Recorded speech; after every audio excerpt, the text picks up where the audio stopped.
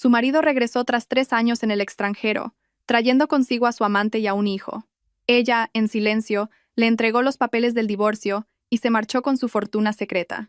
Durante 3 años de espera, Elena creyó que él volvería cubierto de gloria. Pero el día que Alejandro Torres apareció, fue para traer a su amante y a su hijo al hogar que una vez habían soñado juntos. Ella no lloró, no le recriminó nada. Simplemente depositó sobre la mesa una demanda de divorcio y la escritura de propiedad del piso. Nadie sabía que aquella mujer, a la que criticaban por ser una simple mantenida, era en realidad la misteriosa fundadora de Alma de Seda, una marca de alta costura de lujo. Poseía una fortuna capaz de hacer temblar a todo Madrid. La noche en que él la traicionó, fue también la noche en que ella renació, abandonando el pasado con una sonrisa serena y una riqueza que el mundo entero admiraría. Elena Vargas miró el reloj de la pared. Eran las 7 de la tarde. El aroma de la carrillada de cerdo ibérico al vino tinto, el plato favorito de Alejandro, impregnaba todo el apartamento. Sobre la mesa, una sopa de pescado aún humeaba, junto a un plato de brócoli salteado con ajo y jamón, presentado con esmero. Todo era perfecto, como el amor que ella se había esforzado en cultivar durante años. 3 años, 1095 días, desde que Alejandro se marchó a Barcelona para perseguir lo que él llamaba el proyecto del siglo. 1095 noches, en las que ella esperó sola en aquel espacioso piso sus apresuradas llamadas. Él decía que ese proyecto sería el trampolín para convertirse en el arquitecto jefe más prestigioso de Madrid. Para que ella pudiera vivir una vida de opulencia sin preocupaciones. Ella le creyó, igual que siempre había creído en su amor desde sus días en la universidad. Se levantó y caminó hacia el gran ventanal, contemplando el bullicioso tráfico del Paseo de la Castellana en Madrid. Las luces de neón se reflejaban en su rostro delicado, un rostro que mostraba sutiles signos de cansancio por la espera, pero que no podía ocultar su ternura. Durante esos 3 años se había acostumbrado a hacerlo todo sola, reparar tuberías, cambiar bombillas, ir al hospital sola cuando enfermaba. Había pasado de ser una joven mimada a una mujer aterradoramente independiente, pero en el fondo de su corazón, todavía anhelaba el calor de su abrazo. Hoy, él volvía. Una semana antes la había llamado, con un tono inusualmente alegre, para anunciarle que el proyecto había concluido con un éxito rotundo, que sería ascendido y trasladado de vuelta a la sede central. Vuelvo a casa. Esas 3 sencillas palabras habían hecho temblar su corazón. Llevaba una semana limpiando la casa, lavando a mano toda la ropa de cama. Y hoy, había pasado la tarde entera en la cocina preparando sus platos favoritos. El timbre de la puerta sonó, interrumpiendo sus pensamientos. Su corazón dio un vuelco. Era él. Respiró hondo, tratando de contener la emoción que la embargaba, y se apresuró a abrir. Quería recibirle con su sonrisa más radiante, con el abrazo más cálido. La puerta se abrió. Alejandro estaba allí, con su figura alta y su rostro anguloso y familiar, pero la mirada que le dirigió era extraña, esquiva. Vestía un traje caro, con un aspecto mucho más maduro y exitoso que 3 años atrás. Pero la atención de Elena no se detuvo en él por mucho tiempo, porque de pie, justo detrás de él, había otra mujer. Una mujer de rostro ovalado y grandes ojos redondos, con una apariencia frágil y lastimera. Llevaba un vestido blanco inmaculado, y lo que dejó a Elena petrificada fue que, en brazos de esa mujer, había un niño pequeño. El niño, de unos 2 años, dormía profundamente, y sus facciones guardaban un asombroso parecido con las de Alejandro. El tiempo pareció detenerse. La atmósfera cálida del hogar se tornó gélida en un instante. Ni siquiera el delicioso aroma de la comida podía enmascarar el hedor a traición que ahora impregnaba el aire. Alejandro carraspeó, rompiendo el silencio opresivo. Entró en la casa, sin mirarla directamente a los ojos. Elena, esta es Lucía Mendoza. Y este es Mateo, mi hijo. Elena no dijo nada. Su mirada se desvió del rostro de la desconocida al niño dormido. Mi hijo. 4 palabras que fueron como 4 puñales clavándose en su corazón. 3 años de espera a cambio de otra mujer y un hijo secreto. Lucía bajó la cabeza, con la voz temblorosa y cargada de una supuesta culpa. Señora Vargas, lo siento. No quería destruir su familia. Alejandro frunció el ceño y tiró de Lucía para ponerla detrás de él, en un gesto protector. No tienes que disculparte. La culpa es mía. Elena, sé que esto es muy repentino, pero Lucía ha sacrificado mucho por mí estos 3 años en Barcelona. Ella ha sido quien me ha comprendido y apoyado en mi carrera. Y el niño necesita ser reconocido. A partir de ahora vivirán aquí. Espero que puedas entenderme. Soltó un largo discurso, donde cada palabra era una excusa para sí mismo y una anulación total de los sacrificios de ella. Esperaba que ella lo entendiera. Pensaba que ella lloraría, que montaría una escena, que se pondría celosa como cualquier otra mujer, pero Elena no hizo nada de eso. Su calma desconcertó a Alejandro. No hubo lágrimas, no hubo reproches. Solo le miró en silencio, con una mirada tan profunda y serena como un lago en otoño. Esa mirada hizo que Alejandro se sintiera culpable, mientras Lucía apretaba inconscientemente al niño en sus brazos. Entonces, Elena se dio la vuelta lentamente y se dirigió al dormitorio. Alejandro y Lucía se miraron, y en sus ojos apareció un destello de triunfo mezclado con desdén. Creyeron que había aceptado su destino, que una simple ama de casa sin trabajo no tenía más opción que aguantarse. Pero se equivocaban. Minutos después, Elena salió. En sus manos no llevaba un cuchillo ni una maleta, sino una carpeta de color azul. Se acercó a la mesa de centro y la depositó suavemente. Su voz, clara y fría, resonó en el silencio. Aquí está la demanda de divorcio. Ya la he firmado. Levantó la vista y miró directamente al rostro estupefacto de Alejandro, antes de pronunciar una última frase, articulando cada sílaba. Fírmala, y largo de mi casa. El silencio se apoderó del salón. Alejandro miraba fijamente la carpeta sobre la mesa y luego el rostro inexpresivo de Elena, como si intentara procesar si había oído bien. ¿Largo de mi casa? Una oleada de ira reemplazó su estupefacción inicial. Sintió su orgullo masculino pisoteado.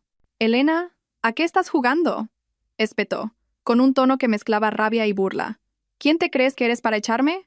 Mírate. Llevas 3 años en casa sin hacer nada. Todo en esta casa, desde un palillo hasta el sofá, esta vida de lujo, lo he conseguido yo con mi duro trabajo. ¿Divorcio? ¿De qué vas a vivir?». Sus palabras golpearon los recuerdos de Elena, haciéndola revivir imágenes del pasado. Aquel día, bajo los plátanos de sombra del patio de la universidad, el joven Alejandro, con su camisa blanca, le había cogido la mano y, con los ojos brillantes de ilusión, le dijo: «Elena, algún día seré un gran arquitecto. Te construiré la casa más bonita del mundo y tendremos una familia feliz».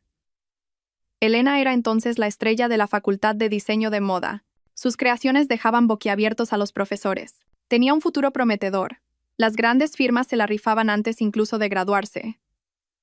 Pero por la promesa de Alejandro, por el amor que le profesaba, renunció a todo. Rechazó ofertas tentadoras y aceptó quedarse en un segundo plano, convirtiéndose en su apoyo incondicional para que él pudiera centrarse en su carrera. Creía que su sacrificio valía la pena. El día que a él le ofrecieron el puesto en Barcelona, la abrazó con fuerza y le prometió: «Espérame solo 3 años, solo 3. Cuando vuelva, te lo compensaré todo». El primer año, la llamaba a diario, contándole las dificultades y presiones de estar en una ciudad nueva. Ella escuchaba con paciencia, lo consolaba y animaba. El segundo año, las llamadas se espaciaron a unas pocas por semana. Decía que estaba demasiado ocupado, que las reuniones se alargaban hasta la madrugada y no quería despertarla. En su lugar, empezó a enviarle regalos caros, bolsos de marca, joyas con diamantes. Pero Elena nunca los usó. Lo que ella necesitaba era su atención, no objetos inanimados. El tercer año, las llamadas se contaban con los dedos de una mano, cada una con apenas unas preguntas superficiales. Su voz se volvió cada vez más distante. La intuición femenina le decía que algo no iba bien. Se había engañado a sí misma pensando que solo estaba demasiado centrado en el trabajo, pero en el fondo, una grieta había comenzado a abrirse en su corazón. Había contemplado el peor escenario, y aquella demanda de divorcio era su preparación para este día. Lo que no esperaba era que llegara de una forma tan cruel y descarada. El torrente de recuerdos se detuvo. Elena volvió a la realidad y miró al hombre que tenía delante, al que una vez amó con toda su alma. Ya no había dolor en su mirada, solo una leve ironía. No discutió con él sobre dinero. Las palabras ahora sobraban. Se dirigió en silencio a una cómoda de madera en un rincón del salón. Abrió un cajón y sacó otra carpeta, protegida por un plástico. Regresó y la colocó sobre la demanda de divorcio. «Tienes razón», dijo, con la misma calma. «Todo en esta casa se compró con dinero, pero no con el tuyo». Alejandro frunció el ceño, confundido. «¿Qué estupideces dices?». Elena no respondió. Simplemente empujó la carpeta hacia él, con su dedo largo y esbelto. «Ábrela y mira». Alejandro, entre escéptico y curioso, la tomó. Dentro había un documento ligeramente amarillento por el tiempo. Al leer el encabezado, sus pupilas se contrajeron. Era la escritura de propiedad de la vivienda. La dirección que figuraba era la de ese mismo piso. Pero lo que le dejó sin aliento fue el nombre del propietario. Solo había uno, impreso con claridad. Elena Vargas. Y en la esquina inferior la fecha de registro, 15 de junio, 7 años atrás. El día antes de que se casaran, Alejandro se quedó rígido como una estatua. Este piso, del que siempre se había enorgullecido como fruto de su esfuerzo, el que presumía ante sus amigos, la base sobre la que exigía su sumisión, era propiedad de ella desde antes del matrimonio. Legalmente, era un bien privativo. Él no tenía ningún derecho sobre él. Levantó la cabeza bruscamente, mirándola con incredulidad. Toda la arrogancia, la ira y la autocomplacencia se desvanecieron de su rostro, dejando solo desconcierto y un shock absoluto. Abrió la boca para decir algo, pero su garganta parecía atenazada por una mano invisible. No pudo emitir ni un solo sonido. La habitación se sumió en un silencio sepulcral. La escritura de propiedad yacía sobre la mesa, como una acusación silenciosa a la arrogancia de Alejandro. Su rostro pasaba del blanco al verde. La confusión y la humillación eran evidentes en su mirada. En ese momento, Lucía, que había permanecido en silencio detrás de Alejandro, rompió a llorar. Sus lágrimas rodaban por sus mejillas. Su sollozo lastimero rompió la tensa atmósfera. Dio un paso adelante, mirando a Elena con los ojos anegados. Señora Vargas, sé que todo es culpa mía. No pido su perdón ni quiero destruir su familia. Solo espero. Mi hijo, Mateo, él es inocente. Necesita a su padre. Solo pedimos un pequeño rincón en esta casa para cuidarlo. No necesito ningún reconocimiento oficial. Se lo ruego, tenga piedad por el niño. La actuación era impecable. Cada palabra, cada gesto, destilaba una vulnerabilidad calculada, como si ella fuera la mayor víctima. Alejandro, como si despertara de un trance, usó el drama de Lucía como excusa para recuperar la compostura y descargar su furia. La apartó bruscamente y le gritó a Elena, con voz prepotente. «Elena, no seas tan cruel. ¿Lo ves? Lucía está siendo increíblemente humilde. Solo pide un sitio para mi hijo. ¿De verdad tienes que ser tan despiadada? No creas que por tener este piso lo tienes todo. Cuando nos divorciemos, ¿de qué vivirás? Una mujer sin trabajo que durante años solo ha sabido cocinar y limpiar. ¿Crees que la vida ahí fuera es fácil? Sin mi ayuda económica, no tendrás ni para comer 3 veces al día». El orgullo herido hacía que sus palabras fueran cada vez más hirientes. Había olvidado por completo los años de matrimonio. Solo quedaba el desprecio por la mujer que él creía que dependía de él. Elena no se enfadó. Le pareció ridículo. Lentamente, levantó la vista. Su mirada afilada como un cuchillo recorrió el rostro indignado de Alejandro y se detuvo en la sollozante Lucía. Sin decir una palabra, se dio la vuelta y se dirigió al dormitorio que compartían. Alejandro pensó que sus palabras la habían herido y que iba a llorar. Una sonrisa fría asomó a sus labios. Pero una vez más, se equivocaba. Elena abrió el gran armario. Señaló el lado izquierdo, donde colgaban unas pocas prendas suyas. Todas eran de colores neutros, diseños sencillos, telas corrientes. Algunas incluso estaban desgastadas. Su valor total probablemente no cubría el coste de una cena de Alejandro en un restaurante de lujo. Luego, abrió bruscamente el lado derecho. Un mundo completamente diferente apareció. Decenas de trajes de diseño, camisas perfectamente planchadas, corbatas de seda de todos los colores, ordenadas meticulosamente. Abajo, zapatos de piel relucientes y una caja con varios relojes de edición limitada que brillaban. Todo su armario olía a dinero y lujo. Elena se giró y lo miró directamente a los ojos. Su voz no era alta, pero cada palabra era como un martillazo en su pecho. «Alejandro, en 3 años, aparte del dinero para los gastos básicos que me enviabas cada mes, no he gastado un solo céntimo tuyo en mí. Mira mi ropa. ¿Ves algo de valor? ¿Y tú? Estos trajes, estos relojes. ¿Quién te los ha comprado? ¿Con tu dinero? No tengo derecho a preguntar. Pero, ¿con qué derecho me hablas a mí de finanzas?» Sus palabras lo dejaron sin respuesta, con el rostro enrojecido por la rabia y la vergüenza. Era cierto. Siempre le enviaba una cantidad fija, apenas suficiente para las facturas y la comida básica. Mientras tanto, él derrochaba el dinero en lujos para construir su imagen de arquitecto de éxito. Nunca pensó que Elena se daría cuenta. Justo en ese momento, sonó su teléfono. Lo cogió como si fuera un salvavidas. Era su madre. En cuanto contestó, la voz estridente de la mujer retumbó. «Alejandro, hijo, me han dicho que has vuelto. ¿Esa Elena te está poniendo las cosas difíciles?» «Hijo, es normal que un hombre tenga sus aventuras. Como esposa, debería ser más comprensiva por el bien de todos. Dile que si se porta bien, la familia Torres no la tratará mal. Al fin y al cabo, ese niño es mi nieto. Antes de que él pudiera responder, Elena le arrebató el teléfono. Se lo llevó a la oreja. Su voz era gélida. Señora Torres, no se preocupe. A su precioso hijo y a su nieto. No los necesito a ninguno de los dos. Nuestros asuntos los resolveremos nosotros. Dicho esto, sin esperar respuesta, colgó bruscamente. Le arrojó el teléfono. Su mirada ya no contenía ni un ápice de afecto. La atmósfera en el apartamento se volvió densa, casi irrespirable. La llamada de su suegra fue la gota que colmó el vaso de la paciencia de Elena. No quería perder ni un segundo más en ese lugar, con esa gente. Sacó su propio móvil y marcó un número familiar. Despacho de abogados de Carmen Ruiz, dígame. Carmen, soy yo. Elena Vargas, dijo Elena brevemente, con un tono calmado pero que no admitía réplica. Envía la demanda a Alejandro Torres. Inicia todos los trámites lo más rápido posible.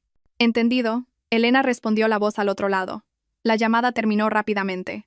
Elena guardó el teléfono, y sin dignarse a mirar a las dos figuras petrificadas en el salón, se dirigió directamente al dormitorio. Se oyó el sonido de una maleta al abrirse y de los cajones al cerrarse. Alejandro y Lucía se miraron. Lucía, con aspecto preocupado, tiró de la manga de Alejandro. Alejandro, ¿qué? ¿Qué va a hacer? Hacer teatro, resopló Alejandro, recuperando la confianza. ¿Qué más puede hacer? Solo está amenazando. No me creo que se vaya de verdad. Si se va de aquí, ¿a dónde iría? ¿A casa de amigos? ¿O de vuelta a su pueblo? Una mujer acostumbrada a vivir bien, en cuanto pase un par de días de penurias, volverá suplicando. A Lucía le pareció lógico. Su mirada hacia el dormitorio se llenó de un destello de regocijo y desdén. Cierto. Una ama de casa de tantos años, sin dinero ni poder, ¿cuánto tiempo podría mantener esa fachada de dureza? Pocos después, Elena salió del dormitorio arrastrando una pequeña maleta. Era una maleta de cabina de 20 pulgadas y parecía muy ligera. Se había cambiado de ropa. Llevaba unos sencillos vaqueros y una camiseta blanca, con el pelo largo recogido en una coleta. No parecía una mujer a la que su marido acababa de traicionar, sino una estudiante universitaria preparándose para un viaje corto. No se llevó nada que perteneciera a Alejandro, ni las joyas caras que él le había enviado. Solo llevaba lo que era verdaderamente suyo. Arrastró la maleta directamente hacia la puerta, sin mirar atrás ni una sola vez. La suntuosa cena seguía caliente sobre la mesa, pero para ella, en ese momento, no era más que una amarga burla. Cuando su mano se posó en el pomo de la puerta, Alejandro dijo con aire de superioridad: «Piénsatelo bien. Cuando se te pase el berrinche y recapacites, vuelve. Todavía te daré una oportunidad». Elena no respondió. Solo una leve sonrisa, casi imperceptible, se dibujó en sus labios. Oportunidad. Él aún no entendía que quien necesitaba una oportunidad no era ella. Clac. La puerta se cerró separando dos mundos. Dentro, Alejandro y Lucía se miraron y sonrieron. Creían que el drama había terminado y que ellos eran los vencedores. Fuera, Elena entró en el ascensor, con la espalda recta, sin la menor vacilación. Cuando el ascensor llegó a la planta baja, salió del lujoso edificio de apartamentos en el que había vivido durante años. El viento nocturno de Madrid soplaba, trayendo consigo un ligero frío. No llamó a un taxi ni se dirigió a la parada de autobús. Simplemente, se quedó de pie en silencio junto a la acera. Menos de un minuto después, un Bentley negro se detuvo silenciosamente justo frente a ella. La puerta trasera se abrió y un chofer con un impecable uniforme bajó y se inclinó respetuosamente. «Señorita Elena, por favor, suba al coche». El chofer tomó la pequeña maleta de su mano y la colocó con cuidado en el maletero. Elena no dijo nada, solo asintió levemente, y se acomodó en el lujoso asiento trasero. La puerta del coche se cerró con suavidad, aislándola del ruidoso mundo exterior. El coche se deslizó en silencio, mezclándose con el denso tráfico. No se dirigió hacia el centro de la ciudad ni hacia zonas residenciales modestas. Giró en una calle arbolada, en dirección al barrio de Salamanca, la zona de mansiones más exclusiva y cara de Madrid, donde cada metro cuadrado valía su peso en oro. Finalmente, el coche se detuvo ante la verja de una mansión de estilo clásico europeo. La elaborada verja de hierro forjado se abrió automáticamente, y el coche entró en un patio con un jardín meticulosamente cuidado. Elena bajó del coche y respiró hondo el aire fresco. Este era su verdadero hogar. La pesada puerta de madera de la mansión se abrió. Una ama de llaves mayor ya la esperaba. «Bienvenida a casa», señorita, dijo con una sonrisa amable.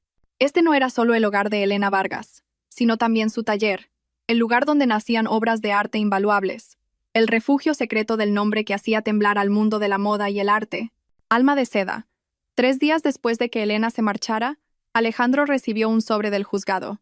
Lo abrió con brusquedad, echó un vistazo a la citación y a la demanda oficial de divorcio enviada por la abogada, y una sonrisa burlona se dibujó en sus labios. Pensaba que Elena solo estaba enfadada, que tras unos días de penurias volvería por su propio pie.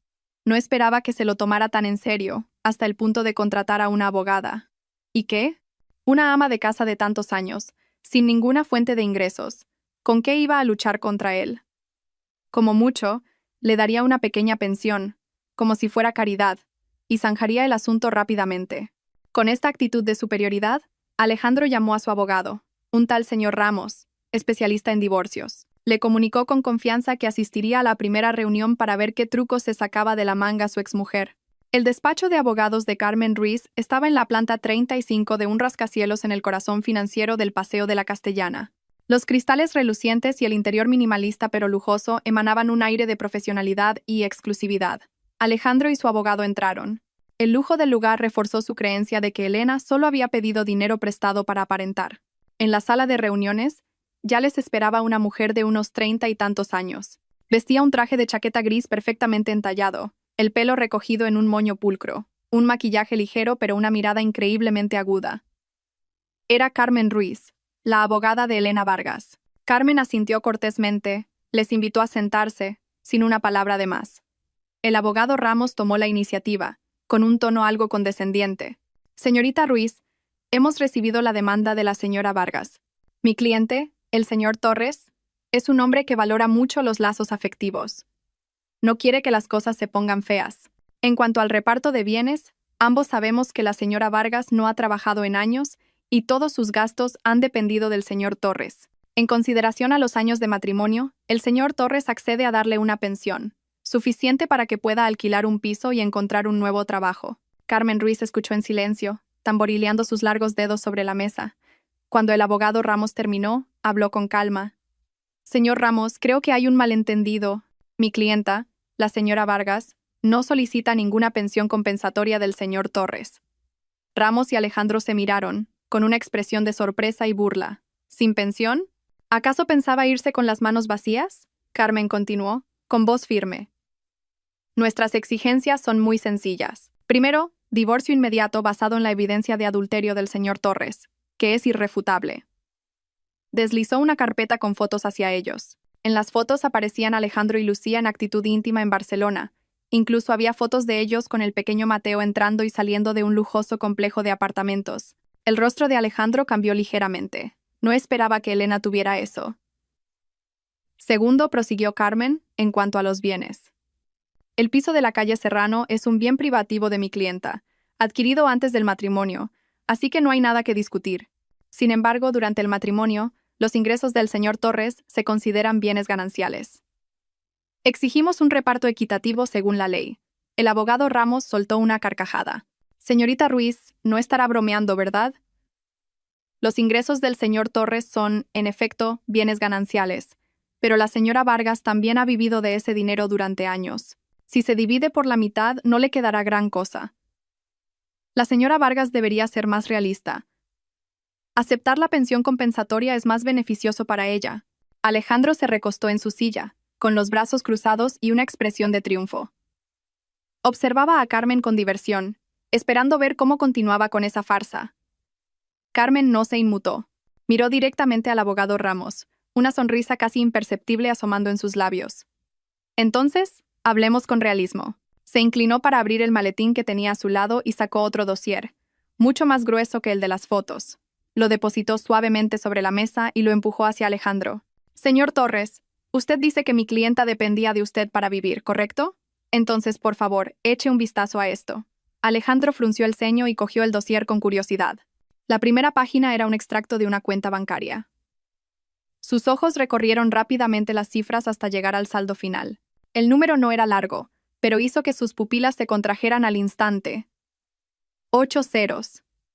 Pasó la página rápidamente. Era el extracto de otro banco. Otra cifra astronómica. Siguió pasando páginas, sus manos empezaban a temblar. Extractos de tarjetas de crédito, inversiones en bonos, acciones, cada página era un golpe visual. Pero eso no era todo. Debajo había una serie de escrituras de propiedad. Un dúplex en el barrio de las Letras, un local comercial en la calle Preciados, incluso una villa en Marbella. Todo a nombre de Elena Vargas. Finalmente, lo que lo destruyó por completo fue un documento sobre participaciones empresariales. Elena Vargas poseía el 70% de una empresa llamada Alma de Seda. Alma de Seda. El nombre le sonaba. Lo había oído mencionar a las esposas de sus socios. Una marca de alta costura, especializada en productos de bordado de seda hechos a mano, extremadamente caros y difíciles de conseguir, un símbolo de la alta sociedad. La sala quedó en un silencio absoluto. El abogado Ramos, a su lado, también estaba petrificado, con la boca abierta. Alejandro sintió que la sangre se le helaba en las venas. Su respiración se volvió agitada. Levantó la vista hacia Carmen, con una mirada de incredulidad, en la que se mezclaban el desconcierto, la rabia y un miedo profundo e invisible. La mujer que siempre había despreciado, la que creía que solo sabía cocinar y limpiar, la que estaba convencido de que no podría vivir sin él, era una magnate en la sombra. El giro de guión fue tan repentino, tan brutal, que lo pilló completamente desprevenido. Mientras Alejandro sufría un terremoto psicológico en el despacho de abogados, Elena se encontraba en un mundo completamente diferente. Su mansión clásica no era solo un lugar para vivir. La segunda y tercera planta habían sido transformadas en un exquisito taller de diseño y artesanía. Aquí no olía a aceite de cocina, sino al aroma sutil del sándalo y al olor característico de las sedas de la más alta calidad. La luz del sol matutino entraba por los grandes ventanales de estilo francés, iluminando los estantes repletos de hilos de bordar de todos los colores, que brillaban como un arco iris. Elena ya no vestía la ropa sencilla de ama de casa. Llevaba un elegante vestido de seda de diseño, de color azul ahumado, cuya suave tela se ceñía a su figura esbelta pero curvilínea. Su largo pelo estaba recogido despreocupadamente con una aguja de madera, dejando al descubierto su cuello esbelto y elegante. No llevaba un maquillaje elaborado, pero el aura que emanaba era cautivadora. Era una mezcla de la elegancia clásica de una artista y la confianza y determinación de una líder. Estaba de pie ante un gran bastidor, sus manos moviéndose ágilmente, guiando la aguja sobre un fondo de seda negra. Bajo sus dedos, un fénix de fuego estaba tomando forma. Cada pluma parecía increíblemente real, irradiando un brillo dorado. Su concentración hacía que todo a su alrededor pareciera detenerse. Una joven, su asistente llamada Ana, entró sigilosamente con una tablet en la mano. Elena, disculpa que te moleste, pero acaba de llegar una propuesta de colaboración muy importante.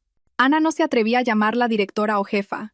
Aquí, todos la llamaban respetuosamente Elena, un trato cercano pero que mantenía la debida reverencia. Elena detuvo su mano, pero sus ojos no se apartaron de la obra. ¿De quién? Del Grupo Montoya, uno de los principales conglomerados de inversión inmobiliaria de lujo y arte. Dicen que su presidente, el señor Ricardo Montoya, admira enormemente las obras de Alma de Seda.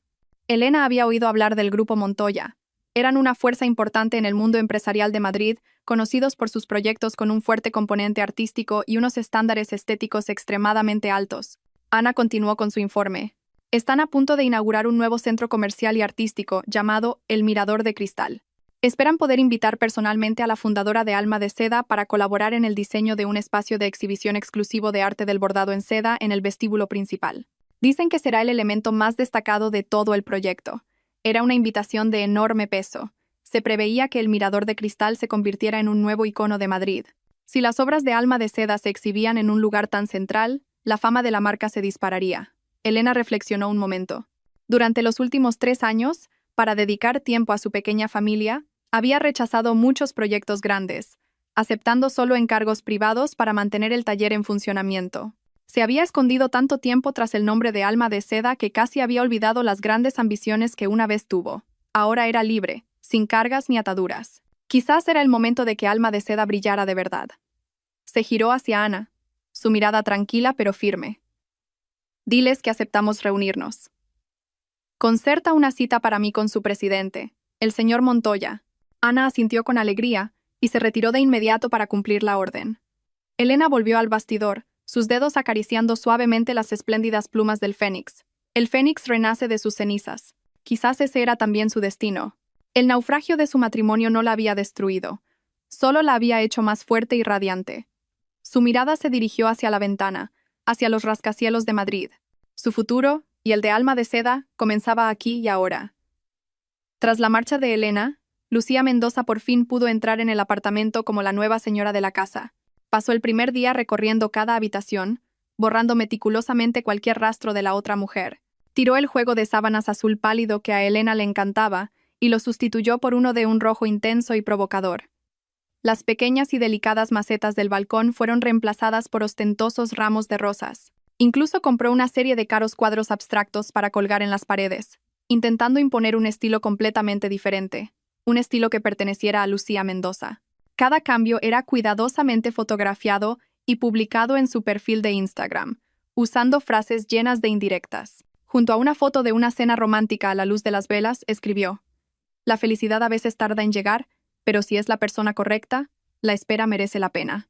Debajo de una foto del pequeño Mateo jugando en el sofá nuevo, añadió: «Por fin mi hijo tiene un hogar completo. Donde hay amor, ahí está el hogar». Cada publicación era como una aguja invisible, calculada para herir el corazón de Elena. Lucía se imaginaba a Elena en algún rincón, quizás en un piso de alquiler cutre, mirando esas imágenes con el corazón roto por el dolor y los celos. Esperaba una reacción, un insulto, o al menos una señal de que su oponente estaba sufriendo. Pero se llevó una decepción. El perfil de Elena Vargas estaba completamente en silencio. Su foto de perfil seguía siendo la de una magnolia blanca. Su última publicación era de hacía medio año. Parecía haberse evaporado del mundo virtual, ignorando por completo las provocaciones de Lucía.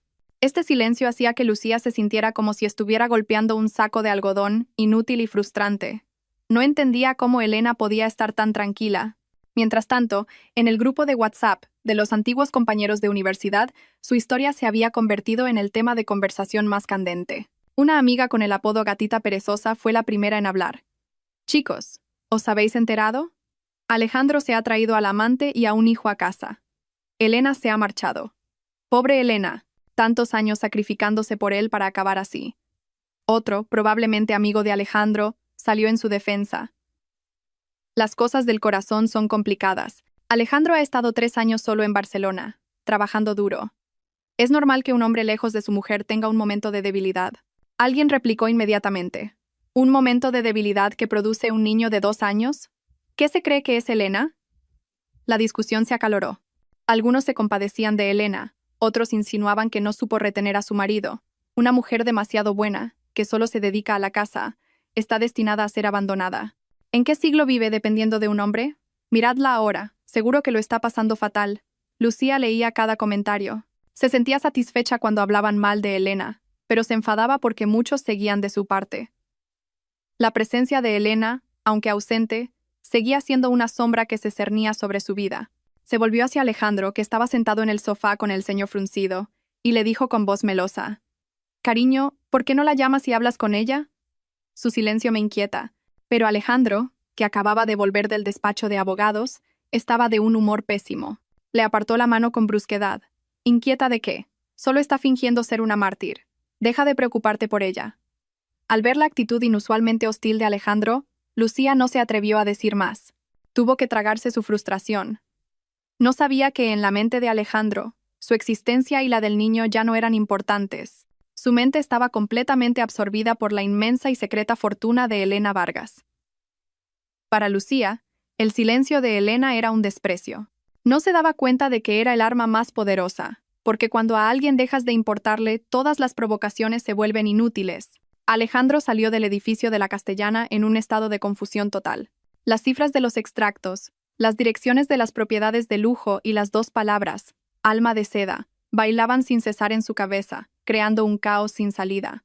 Al llegar al apartamento, se encerró en su despacho, ignorando los golpes de una preocupada Lucía en la puerta. Su primera reacción no fue el arrepentimiento, sino una furia ciega. «Engaño.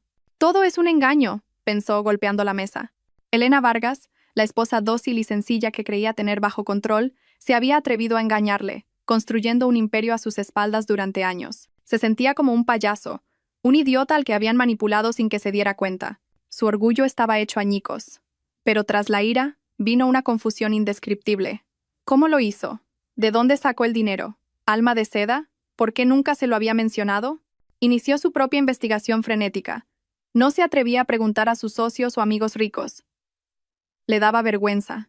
Admitir que su mujer, de la que siempre presumía mantener, era infinitamente más rica que él, era una humillación inaceptable. Recurrió a métodos más antiguos. Abrió su agenda y buscó los números de antiguos compañeros de la universidad con los que no había hablado en años. Con la excusa de organizar una reunión de antiguos alumnos, empezó a preguntar.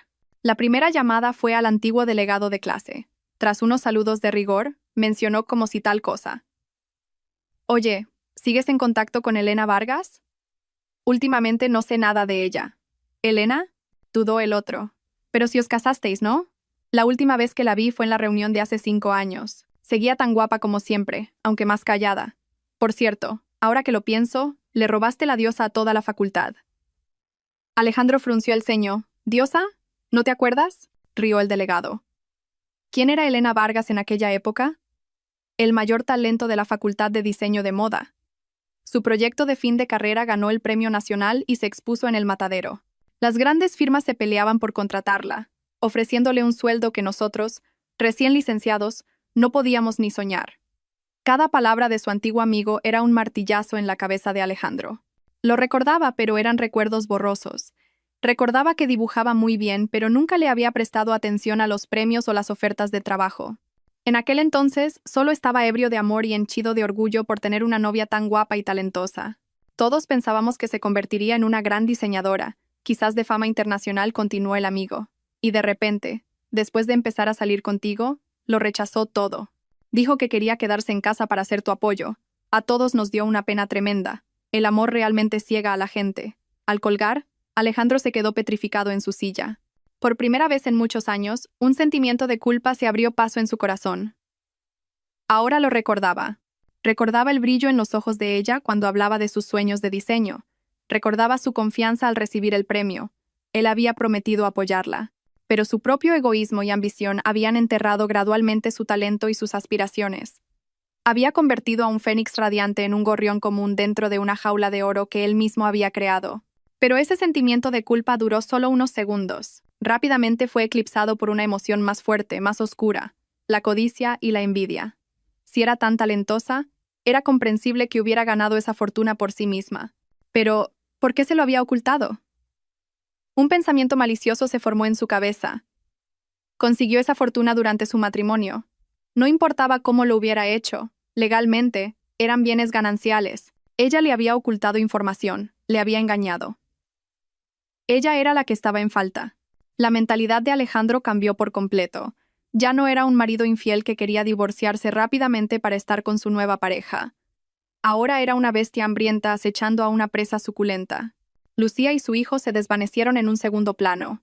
Su único objetivo ahora era conseguir una parte, o incluso la totalidad, del imperio secreto de Elena Vargas. Un mes después, el Hotel Ritz de Madrid brillaba bajo las luces de la noche. Coches de lujo desfilaban ante la entrada principal. La prensa, los principales bloggers de moda y numerosas figuras influyentes del mundo empresarial y artístico de la ciudad se habían reunido allí.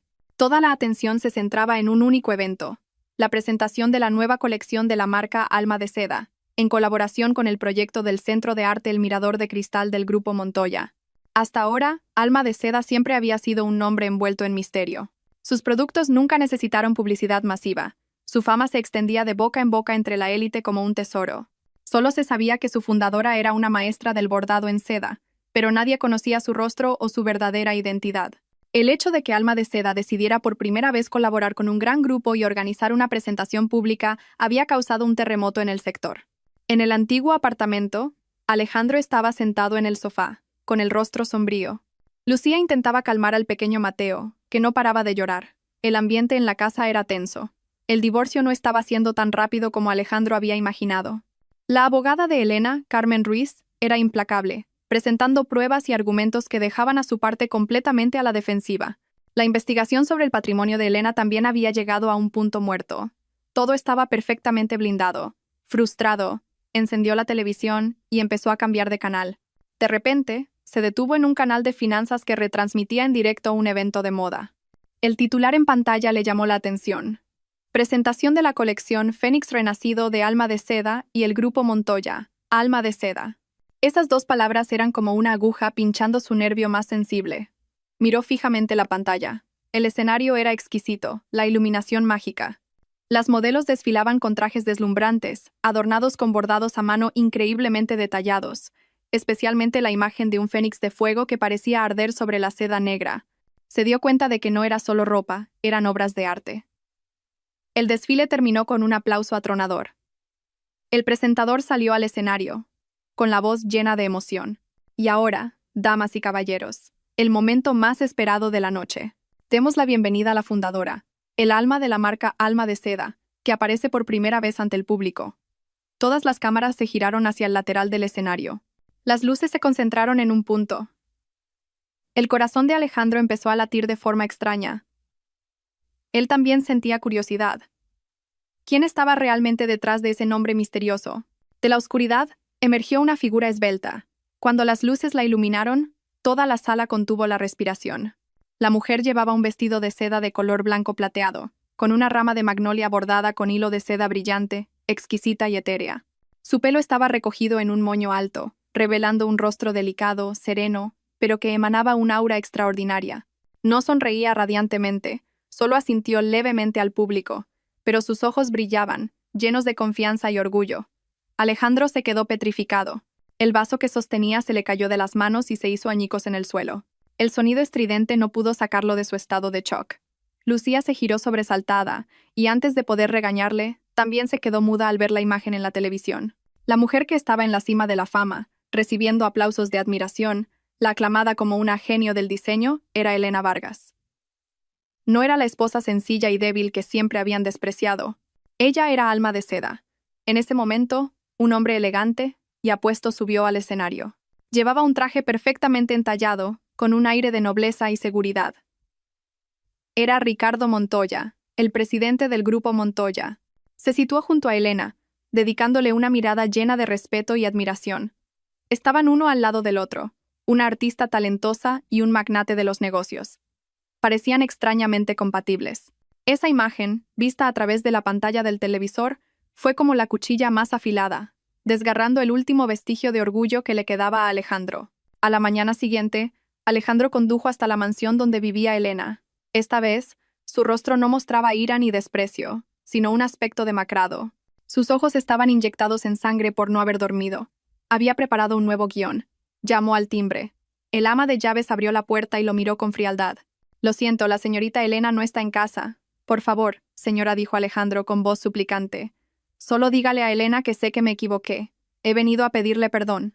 Esperaré aquí hasta que me reciba». Y realmente se quedó de pie frente a la verja, bajo el sol de la mañana que empezaba a calentar. Creía que Elena, por muy dura que fuera, no podría ser tan cruel como para dejar a su antiguo marido a la intemperie. Subestimó a Elena. Casi una hora después, la pesada verja de hierro se abrió, pero no fue Elena quien salió a recibirle, sino el ama de llaves con un vaso de agua.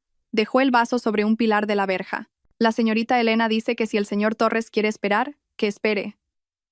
Pero que no se desmaye por una insolación delante de su casa, que molestaría a los demás». Dicho esto, se dio la vuelta y cerró la verja. Alejandro se puso morado de rabia. Esa humillación era peor que los insultos, pero se contuvo. Sabía que no podía usar la fuerza, solo la astucia. Finalmente, al mediodía, Elena accedió a recibirle en el salón. Se sentó en un sofá individual, con una taza de manzanilla en la mano, tan tranquila como si estuviera recibiendo a un invitado inesperado. En cuanto Alejandro la vio, sus ojos se enrojecieron. Se acercó rápidamente, con la intención de sentarse a su lado. Pero la mirada fría de ella lo detuvo. Tuvo que sentarse en el sofá de enfrente. Comenzó su actuación, con la voz llena de arrepentimiento y dolor. «Elena, lo siento. He estado pensando mucho estos días. Sé que soy un canalla, que te he fallado. Todo fue porque esa zorra de Lucía Mendoza me embrujó. Elena, al fin y al cabo, tenemos años de matrimonio a nuestras espaldas. ¿Podrías darme una oportunidad para enmendar mis errores?» Elena sorbió un poco de té, sin decir nada, observando su actuación en silencio. Al ver que no reaccionaba, Alejandro cambió de tema. «Anoche vi la presentación. Eres increíble, Elena. No tenía ni idea de que eras Alma de Seda. Has tenido que trabajar muy duro. Me lo ocultaste también. Si hubieras sabido lo talentosa y trabajadora que eras, nunca te habría tratado así. Empezó a tergiversar la verdad. Tu patrimonio, tu marca, todo se construyó mientras estábamos casados, ¿verdad? Según la ley, eso se considera bienes gananciales. Elena, no nos divorciemos, ¿vale? Por los viejos tiempos, retira la demanda.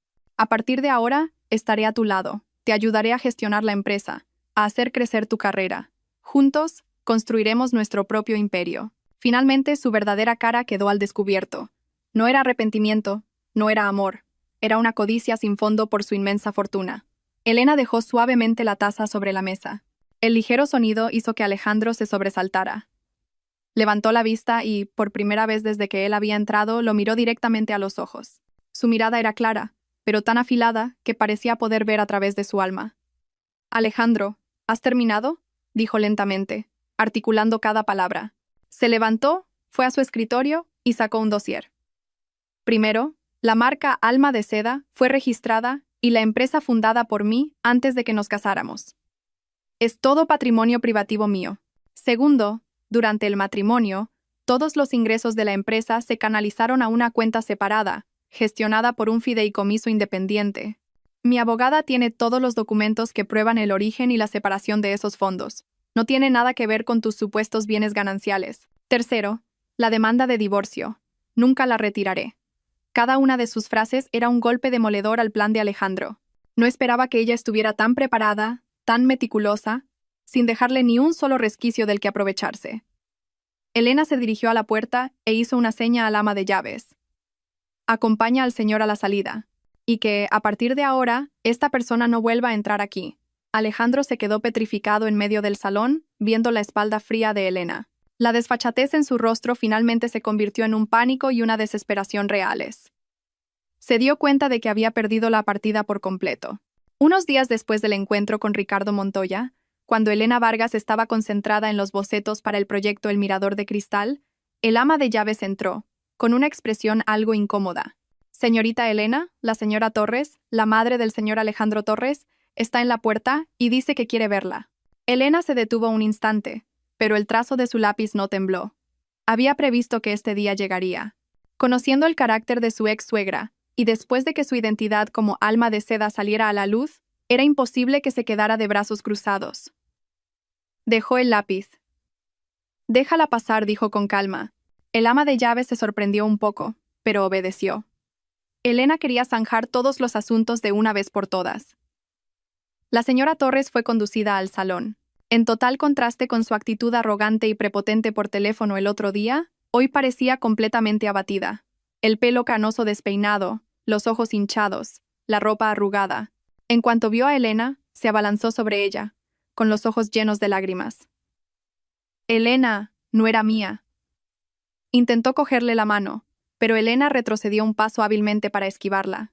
La señora Torres se quedó con la mano en el aire, incómoda, y rápidamente se secó las lágrimas para empezar su melodrama. Hija mía, me equivoqué, ya soy vieja y no distingo el bien del mal.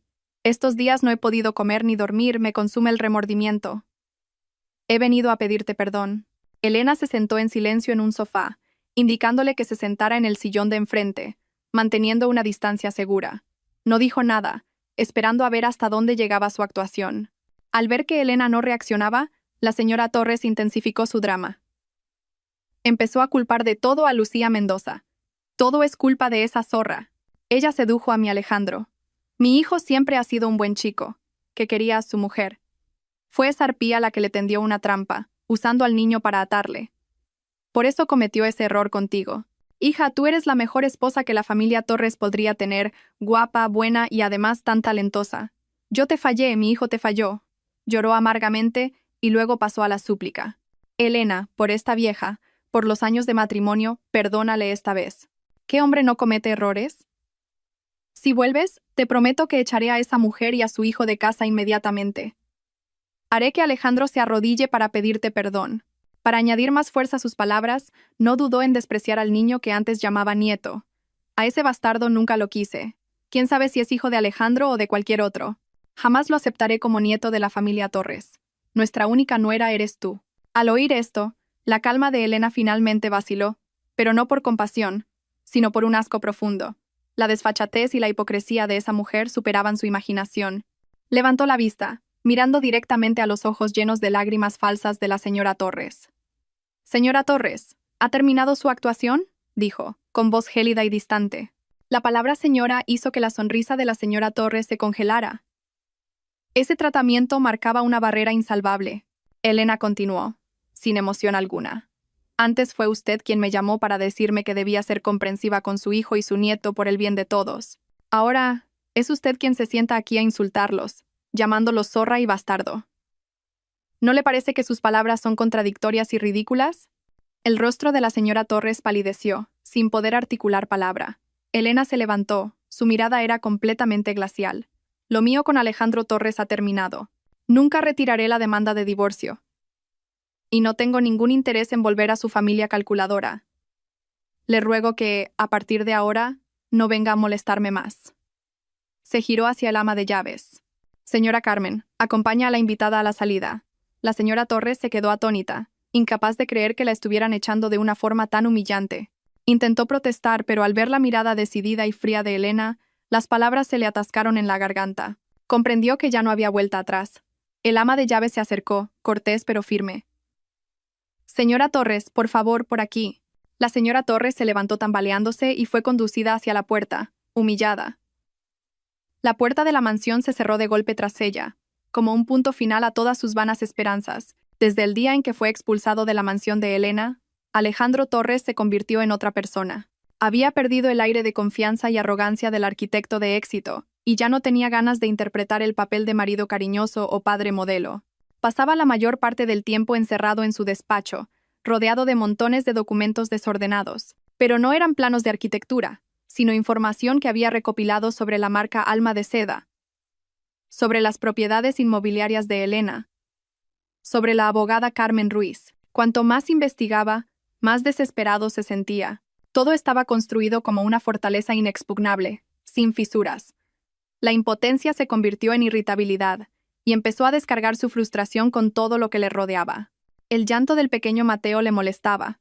La comida que cocinaba Lucía le daba asco. El apartamento que una vez fue el símbolo de su éxito, ahora parecía una jaula sofocante. Lucía, por supuesto, notó el cambio. La ternura y los mimos de Alejandro habían desaparecido, reemplazados por palabras ásperas y una actitud fría. Se sentía insegura. Su sueño de convertirse en la señora Torres, la dueña de una familia rica, parecía cada vez más lejano. Sabía que tenía que hacer algo para consolidar su posición. Esa noche, después de acostar a Mateo, Lucía se puso un seductor camisón de seda, tomó una copa de vino tinto y entró en el despacho. «Cariño, no trabajes hasta tan tarde, te va a hacer daño». Alejandro no levantó la vista, solo gruñó. Lucía dejó la copa en la mesa, le rodeó el cuello con los brazos desde atrás y susurró: «Mira, el divorcio con ella ya casi está. ¿Qué te parece si este fin de semana vamos a ver sitios para nuestra boda? Mi padre también me ha preguntado. Dice que quiere darme una boda por todo lo alto». La palabra boda fue como una cerilla en el polvorín que estaba a punto de estallar en el interior de Alejandro. Le apartó las manos bruscamente y se levantó de un salto, con los ojos inyectados en sangre. «¿Boda? ¿Estás loca? ¿Cómo puedes pensar en bodas en un momento como este?». Lucía retrocedió, sobresaltada, con expresión ofendida. «¿Y por qué no? Mi hijo y yo también necesitamos un reconocimiento oficial, ¿no? ¿O pretendes que vivamos siempre sin estatus legal?». Alejandro soltó una risa amarga, llena de sarcasmo. «¿Estatus? ¿Solo piensas en el estatus? ¿Sabes lo que hemos perdido? Toda una fortuna, una vida de la que podríamos haber disfrutado para siempre. Y todo por tu culpa. Si no fuera por ti y por este niño, las cosas no habrían llegado a este punto». Lucía se quedó atónita, las lágrimas asomaron a sus ojos. «¿Por mi culpa? Alejandro, ¿cómo puedes decir eso? En Barcelona, ¿quién me juró amor eterno? ¿Quién decía que estaba harto de su mujer simplona? ¿Y ahora me echas toda la culpa a mí?». La discusión estalló. Por primera vez, se lanzaron a la cara todas sus frustraciones, cálculos y egoísmos. «Si hubiera sabido lo rica que era, estaría loco si la hubiera dejado por ti», rugió Alejandro. «¿Te crees que no sé lo que piensas?», gritó ella. «Te arrepientes de no haberte aferrado a esa mina de oro. Me desprecias porque no te aporto los mismos beneficios que ella. Alejandro Torres, no eres más que un cazafortunas». ¡Zas! Alejandro barrió la copa de vino de la mesa. Se estrelló contra el suelo, y el vino tinto salpicó la alfombra beige como manchas de sangre. La atmósfera en la habitación se volvió gélida. Se miraron con hostilidad, como dos extraños. La relación construida sobre la traición y el cálculo finalmente mostró su primera grieta, profunda e irreparable. Ya no eran aliados en el mismo bando, sino dos egoístas intentando salvar sus propios intereses en un barco que se hundía. Mientras el mundo exterior estaba sumido en el caos, a Elena Vargas no le importaba en absoluto. Tras deshacerse de las personas molestas, dedicó toda su mente y energía al trabajo. El proyecto El Mirador de Cristal exigía una creatividad e inversión enormes, pero eso solo la entusiasmaba más. Sin embargo, además de este proyecto comercial, Elena siempre había albergado otro plan, uno que nacía de su amor por el arte del bordado. En una reunión con el equipo directivo de Alma de Seda, anunció oficialmente el nuevo proyecto. La gran pantalla de la sala de reuniones mostraba imágenes de un antiguo pueblo junto a un río, con tejados cubiertos de musgo y paredes blancas manchadas por el tiempo. Parecía pacífico, pero también transmitía una sensación de abandono. «Este es el pueblo de la seda de Al-Ándalus, en las afueras de Granada», dijo Elena, con voz clara y apasionada. Antiguamente fue uno de los centros de producción de seda y bordado a mano más famosos del país, pero con la industrialización, el oficio ha ido desapareciendo. Ahora solo quedan unas pocas artesanas ancianas que se aferran a su arte, viviendo con grandes dificultades.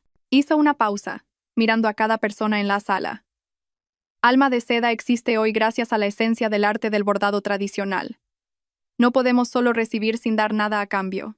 Por eso, he decidido que la empresa invertirá todos los beneficios de este año para lanzar el proyecto Fénix Renacido. Todos en la sala escuchaban en silencio. Vamos a restaurar el pueblo de la seda de Al-Ándalus.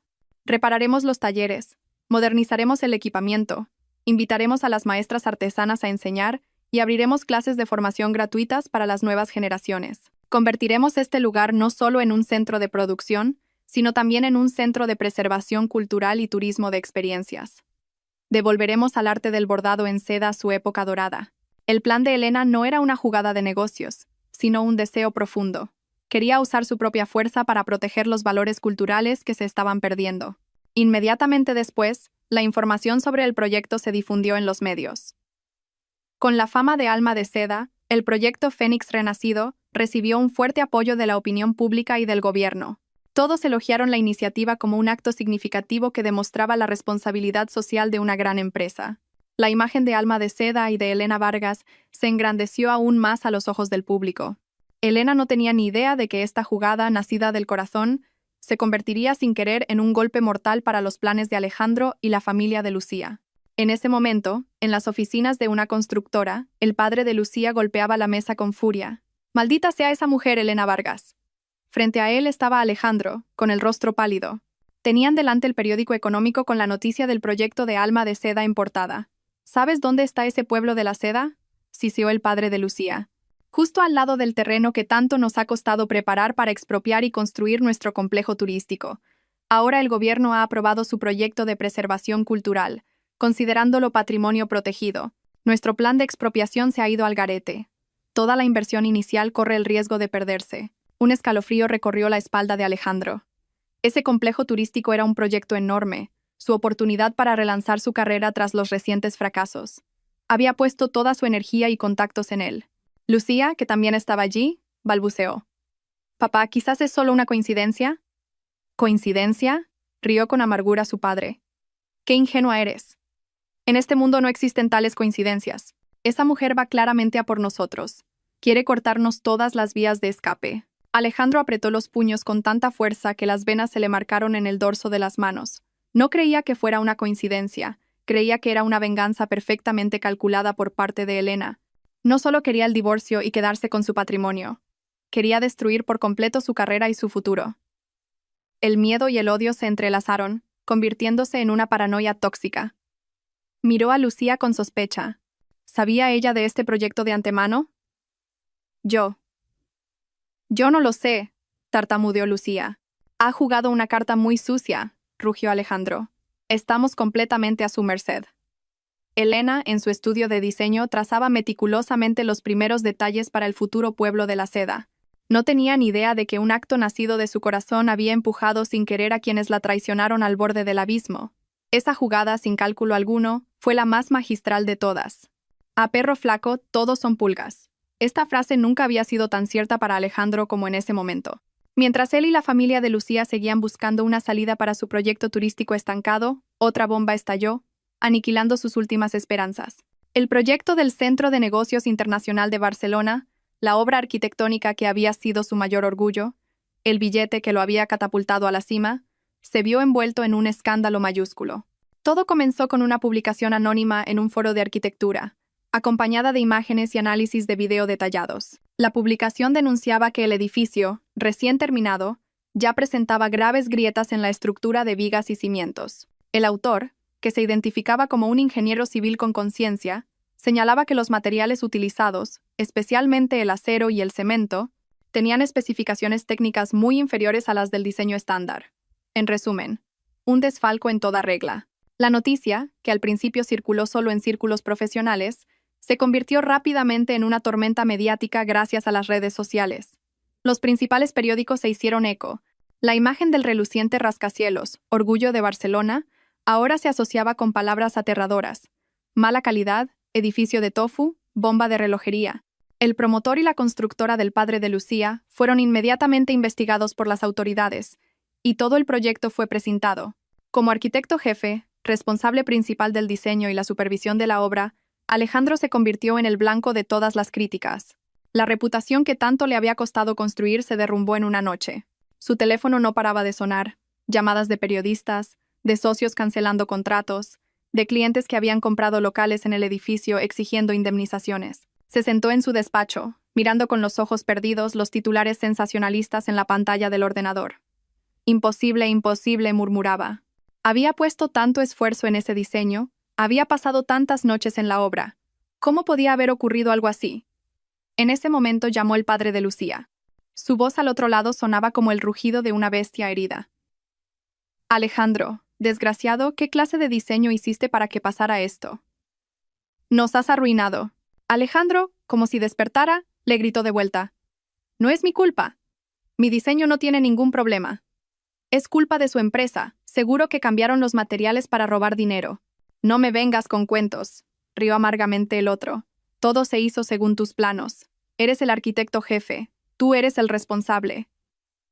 La alianza construida sobre el interés se había roto por completo. Se culpaban frenéticamente el uno al otro, tratando de salir del fango. Al colgar, Alejandro jadeaba, temblando. Se sentía acorralado, rodeado de una oscuridad sin salida. En medio del pánico y la desesperación, su mente se aferró a un solo nombre: Elena Vargas. Tenía que ser ella. Una paranoia tóxica se apoderó de él. El momento era demasiado oportuno. Primero el complejo turístico, ahora el edificio de Barcelona. Todo lo relacionado con él se estaba desmoronando. No podía ser una coincidencia. Seguro que ella había contratado a alguien para investigar, encontrar sus puntos débiles y filtrar la información para hundirlo. Quería venganza. No solo quería el divorcio, quería destruir todo lo que él tenía, arrastrarlo al fango para que nunca pudiera levantarse. Ese pensamiento, como una serpiente venenosa, se enroscó en su corazón. Ya no veía a Elena como la exesposa digna de lástima, sino como una enemiga peligrosa, una mujer con una mente retorcida y aterradora que movía los hilos desde la sombra. Su rostro se contrajo, deformado por el odio y un miedo absoluto. El mundo de Alejandro estaba sumido en la tormenta, pero la vida de Elena era sorprendentemente tranquila. Dedicaba la mayor parte de su tiempo a su estudio de diseño o visitaba bibliotecas y museos en busca de material e inspiración para el proyecto El Mirador de Cristal. Esa tarde, fue al Hospital Internacional de Madrid. No era un lugar al que le gustara ir, pero no podía evitarlo. El señor Soler, un anciano maestro del bordado en seda y su primer mentor, estaba ingresado allí tras sufrir un leve derrame cerebral. Después de visitarlo en su habitación, charlar con él y asegurarse de que descansaba, Elena se marchó. De camino al ascensor, pasó por el ala de pediatría. Su intención era seguir de largo, pero el llanto desconsolado de un niño hizo que sus pasos se detuvieran inconscientemente. En la sala de espera, frente a una consulta, una figura familiar le llamó la atención. Era Lucía Mendoza. Ya no tenía el aspecto deslumbrante y altivo de su primer encuentro. Llevaba ropa sencilla, algo desgastada, y el pelo revuelto. Su rostro sin maquillaje parecía pálido y agotado. En sus brazos tenía al pequeño Mateo. El niño lloraba a gritos, con la cara enrojecida por la fiebre alta. Lucía parecía completamente perdida y angustiada, meciendo al niño mientras miraba sin cesar la puerta de la consulta. Elena se quedó en un rincón discreto, observando. Una sensación compleja y difícil de describir la invadió. No sentía regocijo ni alegría al ver la situación de su rival. Al ver a Lucía luchando con su hijo enfermo, ya no veía la imagen de la odiosa amante, sino la de una madre impotente y preocupada. ¿Y ese niño? Era completamente inocente. Su llanto no tenía falsedad ni cálculo. Era simplemente el dolor de un cuerpo pequeño. No merecía sufrir las consecuencias de los errores de los adultos. Una punzada de amargura la atravesó. No era una santa. No podía perdonar lo que le habían hecho. Pero en ese momento, viendo al niño llorar de dolor, no podía sentir odio. Era una compasión pura, que trascendía cualquier rencor personal. No tenía intención de acercarse. Se quedó observando desde la distancia y luego se dio la vuelta para marcharse. Esos asuntos ya no le concernían. Justo al girarse, chocó con alguien. Perdón, dijo apresuradamente, levantando la vista. La persona que tenía delante la sorprendió un poco. Era Ricardo Montoya. Él también pareció sorprendido, pero rápidamente sonrió cortésmente. Señorita Vargas, qué coincidencia. Elena asintió levemente. Hola, señor Montoya. He venido a visitar a un amigo de mi padre, explicó él brevemente. Luego, su mirada perceptiva se posó en su rostro. ¿Se encuentra bien? No tiene buena cara. No miró hacia donde estaba Lucía. Su atención estaba centrada en ella. Esa delicadeza hizo que Elena se sintiera cómoda. Negó con la cabeza, intentando esbozar una sonrisa. No es nada, solo un viejo recuerdo. Ricardo no preguntó más. Sabía dónde detenerse. Solo la miró profundamente y, de repente, dijo algo que no venía a cuento. El arte necesita inspiración. No deje que los malos recuerdos la enturbien. Sus palabras no eran un consuelo vacío. Eran como el recordatorio de un amigo del alma, alguien que realmente entendía su mundo interior. No la veía como una mujer envuelta en un divorcio, sino como una artista cuyo espacio creativo necesitaba ser protegido. Una cálida corriente recorrió el corazón de Elena. Hacía mucho tiempo que no se sentía tan comprendida. Gracias, dijo. Esta vez, su sonrisa fue mucho más sincera. Se despidió de él y se dirigió al ascensor. La imagen del niño llorando y la madre agotada todavía la perseguía. Pero las palabras de Ricardo fueron como una brisa fresca, disipando suavemente las nubes oscuras y ayudándola a encontrar la paz interior. Su camino era el arte, la creación. Los viejos asuntos debían quedar atrás. El escándalo de Barcelona y el estancamiento del proyecto turístico habían puesto a Alejandro en una situación límite. Sin embargo, aún albergaba una última esperanza. En el divorcio, intentaría demostrar que parte del patrimonio de Elena se había formado durante el matrimonio, para así conseguir algo de capital y empezar de nuevo. No sabía que un verdadero tsunami se estaba formando silenciosamente donde menos lo esperaba, a punto de arrasar con todo. En el despacho de abogados de Carmen Ruiz, el ambiente era de máxima tensión. Su equipo no solo incluía a excelentes abogados, sino también a los mejores expertos en investigación financiera y contabilidad forense. Al principio, su objetivo era simplemente reunir pruebas de la infidelidad y delimitar claramente el patrimonio de Elena para proteger sus intereses en el divorcio. Pero al investigar más a fondo los ingresos de Alejandro para el reparto de bienes gananciales, un experto del equipo descubrió una anomalía. El joven analista financiero señaló un complejo diagrama de flujo de dinero en la pantalla grande. Carmen, mira esto. Este es el salario y las bonificaciones oficiales que Alejandro Torres recibió por el proyecto de Barcelona.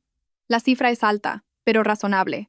Sin embargo, al rastrear las transacciones relacionadas con la constructora del padre de Lucía, encontramos gastos inusuales. Amplió una serie de transacciones. Una enorme cantidad de capital del proyecto se había transferido a varias empresas proveedoras de materiales de construcción. Lo sospechoso era que estas empresas se habían creado justo antes de que comenzara el proyecto. No tenían historial de actividad y sus direcciones fiscales eran vagas. Carmen entornó los ojos. Su instinto profesional le dijo inmediatamente que algo no cuadraba. Continúa. El experto asintió. Tras recibir el dinero, estas empresas fantasma transferían casi la totalidad, después de deducir una pequeña parte, a docenas de cuentas personales diferentes a través de múltiples transacciones pequeñas para no llamar la atención. Nos ha llevado mucho tiempo seguir el rastro de este dinero. Hizo una pausa, respiró hondo y señaló un nombre en la pantalla. Y finalmente, una parte considerable de ese dinero acabó en una cuenta en el extranjero. El titular de esa cuenta es Alejandro Torres. Toda la sala quedó en silencio. Todos comprendieron la gravedad del asunto. Ya no era un simple caso de divorcio civil. Era un caso de delincuencia económica organizada, desfalco, malversación de fondos, blanqueo de capitales. Cualquiera de esos delitos era suficiente para que Alejandro y el padre de Lucía acabaran en la cárcel. Ahora todo encajaba. La meteórica carrera de Alejandro, su vida de lujo en Barcelona, no provenían solo de su talento como arquitecto, sino que se habían construido con dinero ilegal. No solo era un marido infiel, era un criminal. Carmen llamó inmediatamente a Elena. No le dio la noticia por teléfono. Solicitó una reunión en persona. En el lujoso salón de la mansión, Elena leyó en silencio los documentos que Carmen le entregó. Cuanto más leía, más frío se volvía su rostro. Sabía que Alejandro era ambicioso, pragmático, dispuesto a todo por ascender, pero nunca imaginó que pudiera perder toda decencia, pisoteando la ética, la profesión y la ley de esa manera. Esta traición era más dolorosa que su infidelidad. No solo manchaba su amor, sino que negaba por completo la integridad de la persona en la que una vez había confiado ciegamente. Elena dijo Carmen con seriedad: con estas pruebas, no solo ganamos el divorcio, sino que podemos presentar una denuncia penal directamente. La decisión es tuya. Elena guardó silencio durante un largo rato, su mirada perdida en la ventana, donde los últimos rayos de sol se desvanecían. No era una persona a la que le gustara acorralar a los demás. Pero esta vez, el asunto ya no era un rencor personal. Afectaba a la seguridad de todo un edificio, a la justicia y a la ley. Se volvió hacia Carmen, su mirada ahora firme. Carmen, haz lo que la ley exige. Quien comete un error debe asumir la responsabilidad. Era la última carta, el golpe de gracia que pondría fin a todo para Alejandro Torres. Alejandro recibió una nueva carta del despacho de Carmen Ruiz. Esta vez no era una citación ni una propuesta de reparto de bienes. Era una advertencia formal que aludía a transacciones financieras irregulares relacionadas con el proyecto de Barcelona, acompañada de una copia borrosa de algunas órdenes de transferencia a la cuenta en el extranjero a su nombre. La carta no amenazaba explícitamente con una denuncia, pero la intimidación era inequívoca. En el momento en que vio esas cifras, Alejandro sintió que el mundo se derrumbaba. Un sudor frío le recorrió la espalda, sus manos temblaban sin control. Se acabó, pensó. Elena lo sabe todo. No solo quiere el dinero, quiere meterme en la cárcel. El pánico absoluto anuló su razón. Salió corriendo de su despacho como un loco, buscando a Lucía. La encontró en el salón, dándole un yogur al pequeño Mateo. Alejandro le arrojó el papel a la mesa. El ruido asustó al niño, que rompió a llorar. ¿Qué es esto? Explícamelo. Lucía, sobresaltada, calmó al niño y cogió el papel. En cuanto vio las cifras familiares, su rostro palideció. Yo no sé nada, balbuceó, evitando su mirada. Alejandro perdió la paciencia. La agarró por los hombros y la sacudió, casi gritando. «No finjas más. ¿Hasta cuándo piensas engañarme? Elena lo sabe todo, tiene todas las pruebas. Va a denunciarnos. Iremos a la cárcel. ¿Lo entiendes?» La palabra cárcel fue como un puñal en el mayor miedo de Lucía. Su máscara de fragilidad y victimismo finalmente se hizo añicos. Rompió a llorar, pero esta vez no era una actuación, era puro terror. Se derrumbó, temblando, y confesó. «Fue idea de mi padre». Dijo que el proyecto necesitaba liquidez, que solo era un préstamo temporal, que luego lo devolveríamos. Alejandro soltó una risa demencial. ¿Un préstamo? ¿Usar empresas fantasma para transferir dinero al extranjero es un préstamo? ¿Y por qué a mi cuenta? Porque eres el arquitecto jefe, sollozó Lucía. Usar tu cuenta justificaría algunos gastos. Mi padre dijo que sería más seguro. Yo solo lo hice por nuestro bien. Levantó su rostro bañado en lágrimas, tratando de apelar a su amor. Quería que tuviéramos un futuro sólido, darle a Mateo la mejor vida. Consideraba ese dinero como nuestro, de la familia. Cuando nos casemos, mi dinero también será tuyo, ¿no? En lugar de consolarlo, sus palabras fueron como un jarro de agua fría. Él la soltó, retrocediendo un paso, mirándola como si fuera la primera vez. En un instante, todas las piezas sueltas encajaron en su cabeza, formando una imagen completa y aterradora. Su aparición en Barcelona, su perfecta comprensión y ternura, su amor incondicional, todo había sido una farsa meticulosamente calculada. Él no era el amante que ella adoraba, era solo una herramienta, un peón de gran valor. Su título de arquitecto jefe, su firma y su cuenta bancaria eran lo que su padre y ella realmente necesitaban. El amor que él había idealizado La excusa para su propia traición resultó ser un engaño desde el principio. Alejandro sintió un dolor agudo en el pecho. Le faltaba el aire. Había renunciado a una mujer que lo amaba de verdad, a una vida tranquila, por una ilusión creada por él mismo y por estos estafadores. Se desplomó en el sofá, con los ojos vacíos. Lo había perdido todo. Carrera, reputación, amor y, pronto, probablemente, su libertad. El drama en el que él era uno de los actores principales finalmente había llegado a su fin, y él era quien pagaría el precio más alto. El apartamento se sumió en un silencio aterrador tras la discusión. El llanto del pequeño Mateo había cesado. Lucía lo acunaba en el dormitorio, y de vez en cuando se oían sus sollozos. Alejandro permanecía inmóvil en el sofá, con la mirada perdida en la mancha de vino tinto ya seca de la alfombra. Se sentía como un barco hundiéndose lentamente en las profundidades del océano, rodeado solo de una oscuridad fría. Carrera, reputación, dinero, todo se le escapaba de las manos. Y ahora, incluso el supuesto amor y la nueva familia que había usado para justificar su traición se habían revelado como un fraude descarado. Él solo era un peón, una herramienta.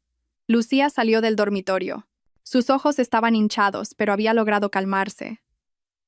Sabía que no era momento para la confrontación. La única forma de retener a ese hombre era mostrarse vulnerable, usar su última arma. Se sentó a su lado, con voz débil y suave. «Cariño, lo siento. Antes estaba muy enfadada y dije cosas que no sentía. No me lo tengas en cuenta. Ahora no es momento de discutir. Tenemos que encontrar una solución juntos, ¿verdad?» Alejandro no respondió. Lucía continuó, posando su mano sobre la de él, que estaba helada. «Pase lo que pase, todavía tenemos a Mateo. Nuestro hijo es pequeño, nos necesita a los dos. Por él, superemos esto juntos. ¿Quieres?» La palabra hijo hizo que los párpados de Alejandro temblaran. Se giró lentamente para mirar a la mujer a su lado. Su rostro seguía siendo hermoso, pero para él, ahora solo reflejaba una falsedad repugnante. Cada palabra que decía tenía un propósito. Le apartó la mano. Su voz era ronca y fría. «¿Realmente me quieres a mí, o solo quieres mi puesto de arquitecto jefe?» Lucía se quedó helada, con expresión ofendida. «¿Qué dices? Por supuesto que te quiero a ti». Alejandro soltó una risa amarga, una sonrisa más triste que el llanto. «¿A mí? ¿O a lo que podía ofreceros a tu padre y a ti?» El desprecio en su mirada rompió el último límite de la paciencia de Lucía. Ya no pudo fingir más. El miedo y la ira estallaron, convirtiéndose en palabras venenosas y sin filtro. «¿Y que sí te quiero? ¿Y qué si no? Alejandro Tojes, mírate. ¿Qué te queda ahora? Tu carrera está acabada, no tienes dinero y estás a punto de ir a la cárcel. ¿Crees que todavía mereces que te quiera?» La discusión estalló de nuevo, esta vez con más ferocidad. Se lanzaron las palabras más crueles. «Si lo hubiera sabido, nunca me habría aliado con una mujer como tú», rugió Alejandro. «¿Te arrepientes, verdad?», gritó ella, su rostro deformado por la ira. «¿Crees que yo lo he pasado bien? Teniendo que servir a un tipo como tú, y encima tener que darte un hijo. Deberías sentirte afortunado de tenernos a Mateo y a mí». En el clímax de su furia, Lucía soltó una frase de la que se arrepentiría toda su vida. Una frase aparentemente casual, pero que fue el golpe mortal al último punto vulnerable de Alejandro. Rió con amargura, su tono lleno de sarcasmo. «Si no fuera por este niño, ¿crees que tendrías algún valor para nosotros?» Un rayo pareció atravesar a Alejandro. El mundo a su alrededor se detuvo. Los gritos, los llantos, el sonido de objetos rompiéndose, todo desapareció. En su cabeza solo resonaba la última frase de Lucía.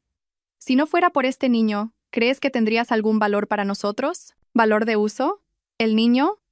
Una sospecha terrible, un pensamiento que nunca antes se había atrevido a considerar, brotó en su mente como un monstruo. Se giró lentamente, su mirada ya no mostraba ira, solo una frialdad aterradora. Miró hacia el dormitorio donde dormía Mateo. El niño del que se había enorgullecido ante todo el mundo, su hijo. El niño que llevaba su apellido, su heredero. ¿Realmente se parecía a él? ¿O era solo su imaginación? Lucía, al ver su expresión, sintió un mal presentimiento. Se dio cuenta de su error e intentó corregirlo. No quería decir eso, solo estaba enfadada y hablé sin pensar. Pero Alejandro ya no la oía. Se levantó en silencio sin decir una palabra, fue a su despacho y cerró la puerta con llave. Esa noche, mientras Lucía y el niño dormían, se deslizó sigilosamente en el dormitorio. No miró al niño con los ojos de un padre, sino con los de un investigador. Con cuidado, recogió unos cabellos finos del niño de la almohada y los envolvió en un pañuelo de papel limpio. Luego, se arrancó un cabello propio. Sostuvo las dos muestras en su mano, su corazón latiendo con fuerza. Tenía que saber la verdad. A cualquier precio, tenía que saber esta última verdad. Los días siguientes transcurrieron en una atmósfera infernal. Alejandro y Lucía no intercambiaron una palabra. Él se movía por la casa como una sombra, mientras ella vivía con miedo, sin atreverse a preguntar qué había hecho esa noche. Alejandro pasaba la mayor parte del tiempo frente al ordenador, no trabajando, sino actualizando constantemente su correo electrónico personal. Estaba esperando el veredicto final sobre su trágica vida. Había enviado las 2 muestras de cabello a un prestigioso centro de pruebas de ADN a través de un servicio de mensajería anónimo. Le prometieron los resultados en 3 días laborables, por correo electrónico. Cada segundo de espera era una tortura. No podía dormir, perdió peso visiblemente, la barba le crecía sin control. Parecía haber envejecido 10 años. De vez en cuando, miraba inconscientemente a Mateo jugar. Intentaba encontrar algún rasgo familiar en la cara del niño, algo que se pareciera a él, pero cuanto más buscaba, más extraño le parecía. Su sonrisa, su mirada, nada se parecía a él. En la tarde del tercer día, mientras estaba sentado, ausente, apareció una notificación de un nuevo correo electrónico en la pantalla. El corazón de Alejandro se detuvo. Remitente. Centro de Genética Forense. Asunto. Resultados de la prueba de ADN REF. Su mano temblaba mientras movía el ratón hacia el correo. Respiró hondo, reunió todo su valor y hizo clic. Había un archivo PDF adjunto.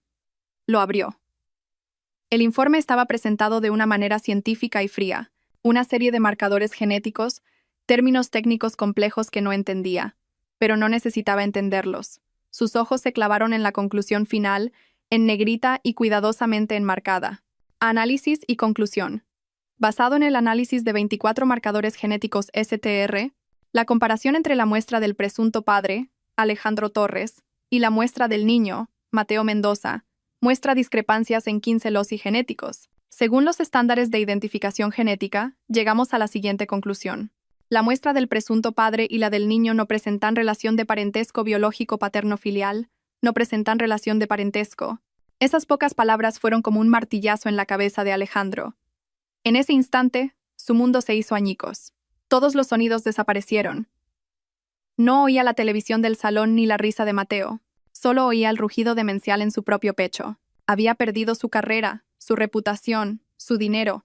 Había perdido a la mujer que realmente lo amaba. Y ahora había perdido lo último a lo que se aferraba.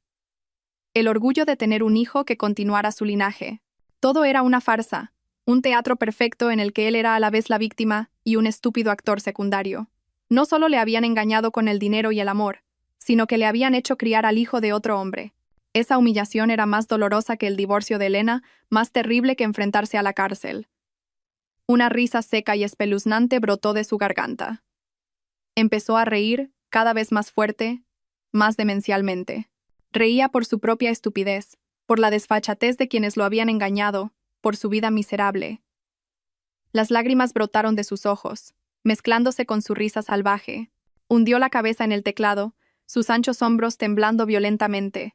Una vez estuvo en la cima, lo tuvo todo. Pero por una decisión equivocada, por la codicia y el egoísmo, lo había destruido todo con sus propias manos. Y ahora, no le quedaba nada. Absolutamente nada. El colapso de Alejandro Torres fue más rápido de lo que nadie podría haber imaginado. Tras el shock final sobre la paternidad del niño, se convirtió en un cascarón vacío. Ya no discutía ni gritaba. Echó a Lucía y al niño del apartamento, no con ira, sino con un silencio aterrador. Lo había perdido todo. El estudio de arquitectura lo despidió para evitar problemas. Antiguos socios le dieron la espalda. Sus amigos lo evitaron. Le congelaron las cuentas. Se enfrentaba a una avalancha de demandas del promotor y de los clientes. El lujoso apartamento estaba a punto de ser embargado por el banco. De ser un arquitecto talentoso en la cima, cayó en picado al abismo, sin red de seguridad. En sus días más oscuros y desesperados, cuando ni el alcohol ni los cigarrillos podían aliviar su dolor, la única imagen que aparecía en su mente era la de Elena. No la Elena de ahora, la brillante e inalcanzable alma de seda, sino la Elena del pasado, la esposa tierna y comprensiva que siempre estuvo a su lado en los momentos más difíciles. Era su último clavo ardiendo.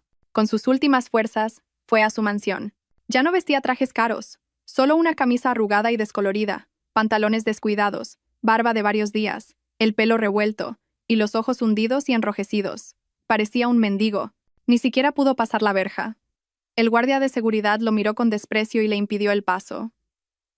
Tuvo que quedarse al otro lado de la calle, esperando en silencio, con la esperanza de verla. Esperó desde la mañana hasta el anochecer.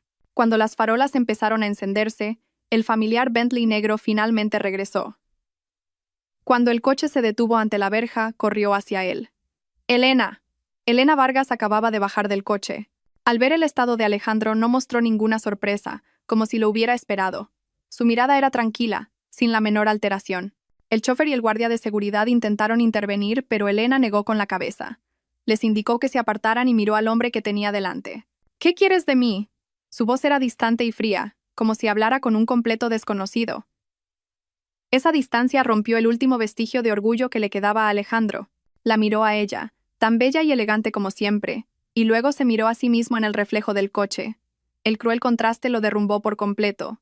No dijo nada. Simplemente, lenta y deliberadamente, se arrodilló. En medio de la lujosa calle, bajo la luz amarillenta de las farolas, el hombre que una vez fue la personificación del orgullo, por primera vez en su vida, dobló la rodilla. Sus lágrimas cayeron, ya no eran fingidas, eran las lágrimas de un hombre verdaderamente derrotado. Elena, lo siento, empezó a decir, con la voz rota y entrecortada por los sollozos. Sé que ya es tarde, pero de verdad, me equivoqué. Lo contó todo. Cómo fue utilizado por Lucía y su padre, los negocios ilegales, cómo creyó ciegamente en un amor falso. Y finalmente confesó la verdad más dolorosa y humillante. El niño. Ese niño no es mi hijo. He estado criando al hijo de otro hombre. Elena, soy un idiota, un verdadero payaso. Levantó su rostro bañado en lágrimas, mirándola con una desesperación total, como una bestia herida suplicando piedad. Lo he perdido todo, mi carrera, mi reputación, mis amigos, todo. Voy a ir a la cárcel. Elena, no te pido que me perdones. Solo te pido, por los años que estuvimos casados, ayúdame esta vez. Solo esta vez. Sálvame. Su súplica resonó en el silencio, patética y débil. Había desechado toda su dignidad, con la única esperanza de aferrarse a un rayo de esperanza de la mujer a la que una vez había abandonado sin piedad. Elena Vargas permaneció allí en silencio, escuchando cada confesión, cada súplica de Alejandro. El viento nocturno agitaba suavemente su ropa. En sus ojos no había el regocijo de un vencedor ni la lástima por un perdedor. Tampoco quedaba rastro de odio. Solo una calma extraordinaria, como la superficie de un lago después de una tormenta, plana y cristalina. El hombre arrodillado a sus pies una vez fue su mundo entero, pero ahora para ella no era más que un extraño digno de lástima, un recuerdo desvaído. Habló lentamente, su voz clara y fría, desprovista de emoción. Levántate, Alejandro. Él la miró, un destello de esperanza en sus ojos. Elena, tú. Pero la siguiente frase de ella aniquiló esa esperanza. Tu caída de hoy no es obra mía. Nunca tuve la intención de vengarme de ti. Lo miró directamente a los ojos, su voz clara y articulada. Todo lo que estás sufriendo es la consecuencia de tu propia codicia y de tus propias decisiones. Tú elegiste traicionar, tú elegiste el camino ilegal, tú elegiste creer en mentiras, tú mismo has destruido tu vida, no culpes a nadie más. Alejandro se quedó mudo. Sus palabras no eran una condena emocional, sino una verdad objetiva y cruel. Ella ni siquiera lo consideraba un rival digno de venganza. Esa indiferencia era más dolorosa que 1000 insultos. Pero nuestros años juntos. Balbuceó. Esa relación, dijo Elena en voz baja, terminó el día que trajiste a otra mujer y a su hijo a nuestra casa. Se dio la vuelta, su espalda recta, sin el menor atisbo de nostalgia. No te ayudaré, pero tampoco te haré daño. Deja que la justicia se encargue. Quien comete un error debe asumir la responsabilidad. Eso es lo justo. Dicho esto, cruzó la verja. La pesada puerta de hierro se cerró lentamente con un chirrido seco, como una cuchilla que cortaba el último hilo que los unía. Alejandro se quedó arrodillado en la calle desierta, una figura solitaria y patética. Sabía que todo había terminado de verdad. Una semana después, tuvo lugar la vista final de su divorcio. El ambiente en la sala del tribunal era solemne y frío. No hubo discusiones dramáticas ni acusaciones lacrimógenas. Todo se desarrolló de forma rápida y ordenada.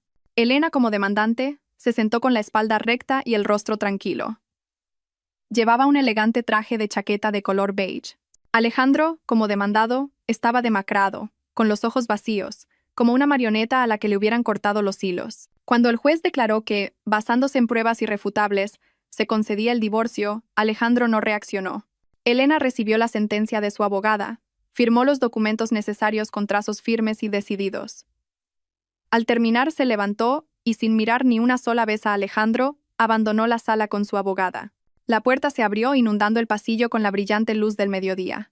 Elena entornó los ojos y respiró hondo el aire fresco. Era completamente libre. Lo que le sucediera a Alejandro a partir de ese momento, las sentencias que tuviera que afrontar, ya no tenían nada que ver con ella. Ante ella se abría un cielo inmenso, esperando a que desplegara sus alas. La justicia puede tardar, pero nunca falta. El destino de Alejandro y la familia Mendoza fue la prueba más clara de ello. Tras el divorcio, las pruebas de los delitos financieros recopiladas por el equipo de Carmen Ruiz fueron entregadas oficialmente a las autoridades. Se inició una investigación a gran escala. El telón que cubría sus sucias conspiraciones finalmente cayó. Frente a pruebas irrefutables, Alejandro y el padre de Lucía ya no pudieron culparse mutuamente. Juntos habían creado una red de empresas fantasma, falsificado contratos y malversado una cantidad ingente de fondos del proyecto de Barcelona. La prensa, que antes había elogiado a Alejandro, ahora se dedicaba a destapar todos sus crímenes y los de la familia Mendoza. Sus fotos aparecían en las portadas con titulares sensacionalistas. Arquitecto genial o superestafador. El imperio de la construcción Mendoza se derrumba por la codicia. Ante el tribunal, Alejandro se derrumbó por completo. Admitió todos sus delitos, sin fuerzas para luchar. Por malversación, blanqueo de capitales y delitos contra la ordenación del territorio, recibió una sentencia ejemplar que enterraría los mejores años de su vida tras los barrotes de una prisión. El padre de Lucía, como autor intelectual, se enfrentó a una condena similar. La constructora que había levantado durante toda su vida se declaró en quiebra y todos sus bienes fueron embargados para pagar las indemnizaciones. En cuanto a Lucía Mendoza, aunque no participó directamente en los delitos, su papel como cómplice, encubridora y beneficiaria no la libró de la justicia. Durante la investigación, salió a la luz una verdad aún más escandalosa. Su verdadero amante, el padre biológico de Mateo, era el subdirector de la constructora, un hombre casado. Resultó que Lucía y su amante lo habían planeado todo desde el principio. Se aprovecharon de la ingenuidad y la ambición de Alejandro, convirtiéndolo en el peón perfecto para encubrir su relación ilícita, y al mismo tiempo, en la herramienta para sus negocios fraudulentos. El amor que le había profesado a Alejandro era solo una farsa calculada al detalle. Cuando todo se descubrió, su amante huyó al extranjero, dejándola sola para afrontar las consecuencias. La poderosa familia de ese hombre usó su dinero e influencia para desvincularse, dejando a Lucía como única responsable. Sin dinero, con la belleza marchita y enfrentándose a una condena de libertad condicional y una deuda enorme, Lucía finalmente pagó el precio de sus intrigas y su avaricia. El pequeño Mateo, al no tener a nadie que lo cuidara, fue ingresado en un centro de servicios sociales. Mientras tanto, la señora Torres, la madre de Alejandro, al enterarse de que su único hijo iba a la cárcel y su patrimonio se había evaporado, no pudo soportar el shock. Sufrió un grave derrame cerebral que la dejó con medio cuerpo paralizado, condenada a pasar sus últimos días en un hospital, al cuidado de enfermeras. Su sueño de tener un nieto heredero y una nuera rica que la mantuviera se desvaneció, dejando solo el dolor y el arrepentimiento en una fría habitación de hospital. Cada uno cosechó lo que sembró. La espiral de codicia, traición y mentiras finalmente se autodestruyó, devolviendo la paz a los inocentes. Unos meses después, cuando el ruido del caso se había calmado, la vida de Elena Vargas había vuelto por completo a su brillante y pacífica órbita. Ya no le interesaban las noticias sobre esas personas. Para ella, se habían convertido en completos extraños, polvo que el viento se había llevado de su vida. Dedicó toda su energía a sus dos grandes proyectos: el espacio de exhibición en el Mirador de Cristal y la restauración del pueblo de la Seda de Al-Ándalus. Bajo su dirección, el proyecto Fénix Renacido tuvo un éxito inimaginable. El pueblo de la Seda resurgió de sus cenizas. Las casas antiguas fueron restauradas conservando su encanto original. Los talleres se modernizaron. Los viejos telares volvieron a sonar con el repiqueteo de las agujas. Elena convenció a las últimas maestras artesanas del pueblo para que se quedaran, ofreciéndoles un buen sueldo y un entorno de trabajo ideal para que pudieran transmitir sus técnicas casi perdidas. Abrió clases gratuitas que atrajeron a muchos jóvenes apasionados por la artesanía. El pueblo no solo se convirtió en un centro de producción exclusivo para alma de seda, sino también en un atractivo destino de turismo cultural. El proyecto no solo trajo beneficios económicos, sino que lo más importante, devolvió la vida a un valor cultural al borde de la extinción. La reputación de Alma de Seda alcanzó un nuevo nivel. No solo una marca de lujo, sino una marca con conciencia y un profundo valor humano. La Elena de ahora se había transformado por completo. Ya no era la ama de casa recluida en la cocina, ni la mujer de hierro siempre a la defensiva. Había encontrado el equilibrio perfecto. En el trabajo, era una líder decidida, una artista creativa. Fuera de él, volvía a ser ella misma. Dedicaba tiempo a leer, a tomar el té, a arreglar flores. Viajaba sola a lugares lejanos, desde los Pirineos hasta los pueblos blancos de Andalucía, en busca de inspiración y para enriquecer su alma. Vivía una vida libre y plena, sin ataduras. No buscaba una nueva relación, ni temía la soledad. Se dio cuenta de que la verdadera felicidad no provenía de un hombre, sino de la plenitud y la paz de su propio espíritu. Se había encontrado a sí misma, una versión mejor, más fuerte y más feliz que nunca. El otoño en Sevilla es tan hermoso como una acuarela. Las hojas doradas de los naranjos caen suavemente sobre los patios antiguos. Los arcos de herradura se reflejan en las fuentes serenas. Elena Vargas estaba allí en un viaje que combinaba la supervisión de un proyecto artesanal y la búsqueda de inspiración para su próxima colección. Después de terminar su trabajo, se regaló una tarde tranquila para pasear por los Reales Alcázares, uno de los complejos palaciegos más famosos de Andalucía. Llevaba un largo vestido de seda de color azul celeste, el pelo suelto y una vieja cámara de fotos analógica en la mano. Evitaba las multitudes, eligiendo los senderos más solitarios, sintiendo la delicada armonía entre la arquitectura, la vegetación y el agua. Mientras estaba en un pequeño puente, observando los peces de colores en un estanque, una voz cálida y familiar sonó detrás de ella. Si no me equivoco, así es como un verdadero artista encuentra la inspiración.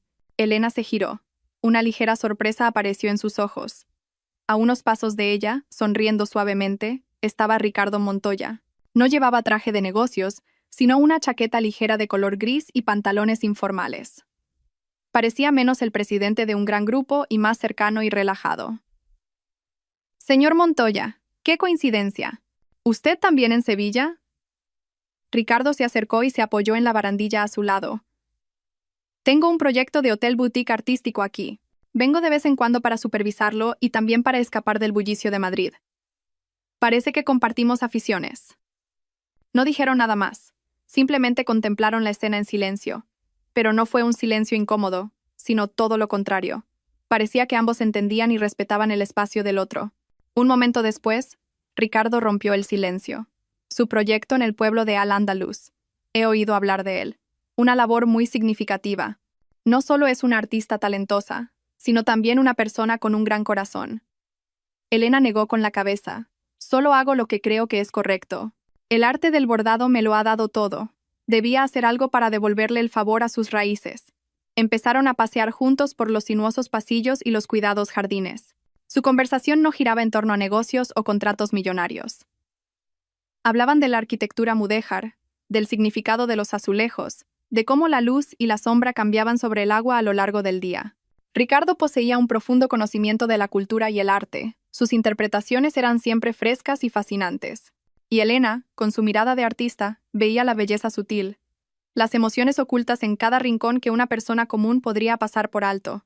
Eran dos almas afines, que encontraban en el otro una comprensión y una resonancia que no necesitaban muchas palabras. Al pasar por una sala de tapices, Ricardo se detuvo frente a uno que representaba a un león, un águila y un ciervo, símbolos de la nobleza y la fortaleza. Miró a Elena, su mirada profunda y sincera. Al verla hoy, entiendo de verdad el significado de la palabra elegancia. No proviene de la ropa de marca o las joyas caras. Proviene de la fortaleza después de haber superado la tormenta, de la paz después de haber dejado ir el rencor. Señorita Vargas, la admiro profundamente. Sus palabras no eran un flirteo vacío. Eran un reconocimiento, un respeto que nacía del corazón. Por primera vez, un hombre veía a través de su interior, la admiraba no por ser la rica alma de seda, sino por ser simplemente Elena Vargas. Una cálida y suave sensación se extendió por el corazón de Elena. Sonrió levemente, una sonrisa verdaderamente radiante, tan clara como el sol de otoño. Gracias, señor Montoya. No hablaron del futuro, no hicieron promesas. Solo fue una tarde paseando juntos, compartiendo pensamientos sobre el arte y la vida. Pero una delicada chispa, construida sobre la base de la comprensión y el respeto, pareció encenderse en la tranquila y antigua atmósfera de los jardines sevillanos. Elena Vargas regresó a su mansión de Madrid una tarde de fin de semana. La luz dorada del atardecer entraba por el gran ventanal, tiñendo todo el espacio. Se preparó una tetera de té de jazmín, cuyo aroma puro inundó la habitación. Se quedó junto a la ventana, con la taza caliente en la mano, contemplando en silencio el horizonte de la ciudad. Los rascacielos se erguían orgullosos, el tráfico fluía incesante. Madrid seguía siendo tan vibrante y bulliciosa como siempre, pero la perspectiva de quien la observaba había cambiado por completo. En su mente ya no había imágenes de Alejandro o Lucía. Esas personas, esas historias, se habían convertido verdaderamente en el pasado, como una pesadilla que, aunque deja cicatrices, ya no causa dolor. Había aprendido a perdonar, no a ellos, sino a sí misma, para poder seguir adelante con ligereza. Un pensamiento fugaz sobre la tarde en Sevilla, sobre el hombre de la mirada profunda y el alma afín, dibujó una leve sonrisa en sus labios. Fue un encuentro hermoso, una posibilidad futura, pero no esperaba nada, ni tenía prisa. Su felicidad ya no dependía de tener un hombre a su lado. Dejó la taza y subió a la tercera planta, a su estudio privado. El espacio estaba siempre ordenado y tranquilo. El olor a seda nueva y sándalo se mezclaba, creando una atmósfera que calmaba su alma. Se acercó a un caballete vacío, donde descansaba un bastidor de madera de peral preparado. No eligió sedas de colores vivos, sino que sacó una pieza de seda blanca inmaculada, de la más alta calidad, tan suave y lisa como la piel de un bebé. Con sus manos largas y delgadas, tensó cuidadosamente la tela en el bastidor. Cada movimiento era experto y concentrado. La tela blanca quedó perfectamente lisa, sin una sola arruga, como una página en blanco esperando a que se escribiera una nueva historia. Se sentó y abrió su caja de hilos de bordar. Cientos de bobinas de seda de todos los tonos imaginables, ordenadas y brillantes bajo la luz. No se apresuró a elegir. Simplemente las observó en silencio, mientras las ideas y las líneas comenzaban a formarse en su mente. ¿Qué bordaría en esta tela? ¿Un fénix de fuego resurgiendo, símbolo de su renacimiento? ¿Una magnolia blanca y pura, símbolo de la paz interior? ¿O un majestuoso paisaje de montañas y ríos, símbolo de su libertad? No lo sabía, y no necesitaba decidirlo en ese momento. Su vida, ahora, era como esa tela blanca. La forma y el color que tomaría el futuro dependían enteramente de su elección, de sus propias manos. Eligió una bobina de hilo de color azul turquesa, el color de la esperanza y los nuevos comienzos. Con dedos ágiles, enhebró la aguja de plata. Bajo la cálida luz amarilla, Elena se inclinó, con la espalda recta y la mirada concentrada. Hundió la primera puntada en la seda blanca y pura, una puntada y luego otra. Lenta, firme y llena de confianza. Estaba bordando, con sus propias manos, el tapiz de su propio futuro, un futuro brillante, libre y decidido por ella misma.